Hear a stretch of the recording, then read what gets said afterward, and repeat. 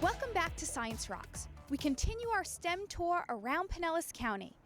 We're here at Douglas Jamerson Elementary, the engineering magnet school within Pinellas County.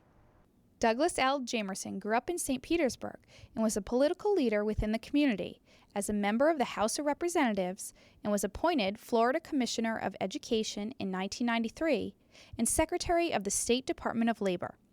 Jamerson passed away in 2001 at the age of 53, but his legacy lives on among the students here at the elementary school that bears his name. Walking the campus, you'll see the school's emphasis on engineering, like the pulley station, and biographies of famous scientists are displayed along the walkways. Lucas Hefty is the magnet coordinator at the school, and he shows us the hydroponic garden area that was built to celebrate the school's 10-year anniversary. This is a hydroponic and solar energy garden. Hydroponic is run on a solar pump that was developed by one of our parent engineers. Our third graders look at solar energy and solar and sun standards and design solar cookers. So we also have some solar cooker samples so that they can study how color affects heat. They can look at the hydroponic gardens and study hydroponic versus flatbed planting.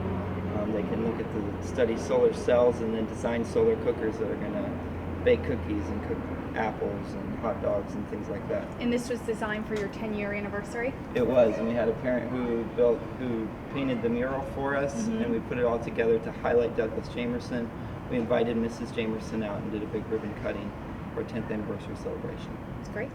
And Lucas tells us why today is such a special day at this school. Today is our biannual engineering day, and it's a showcase of student work so far in the school year, specifically the engineering design challenges that they have completed as part of our specialized engineering curriculum. We have 2 STEM academies at your school, and you're the facilitator for them, and you're also helping with this day as well. What do you see as an overlap between what's happening in the STEM academies and what's happening during the school day? One of the benefits of the STEM academies is that the students become leaders at the school. And so our STEM academy students get to lead younger students and other students in some of the whole school design challenges that we complete on Engineering Day. What is your goal for this year's design challenge?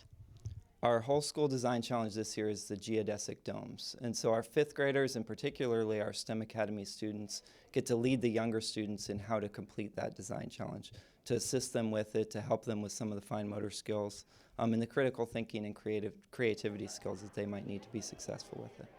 So next, we walk over to the cafeteria, where some 5th grade students are working on creating a geometric dome with kindergartners.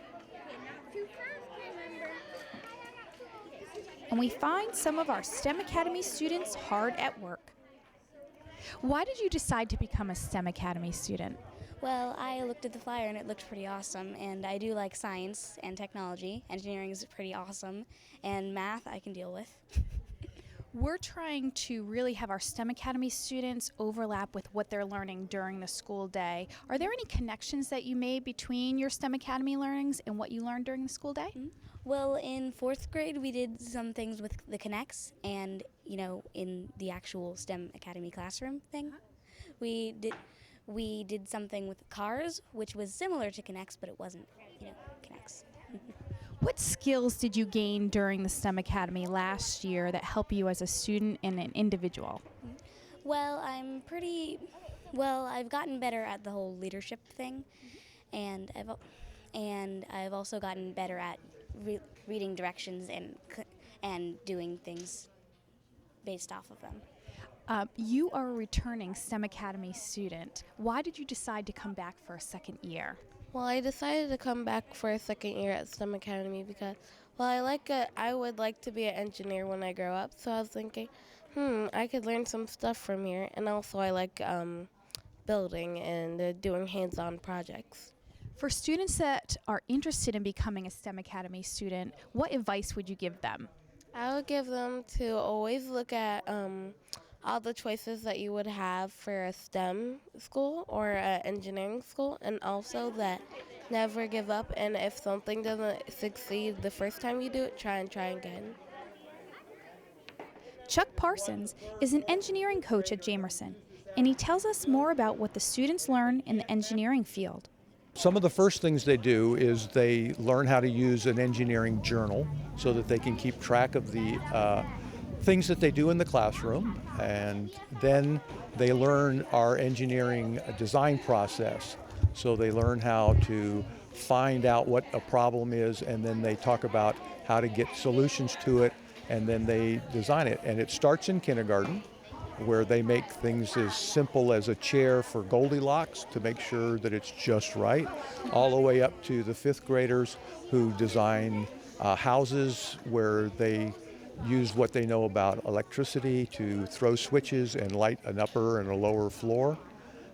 They use solar energy to power their electricity so that they can get an understanding of what it takes to put a project together from start to finish and redesign if they have to. And seeing some of the classroom projects is impressive. Like Hour of Code project we offer at some of the STEM academies.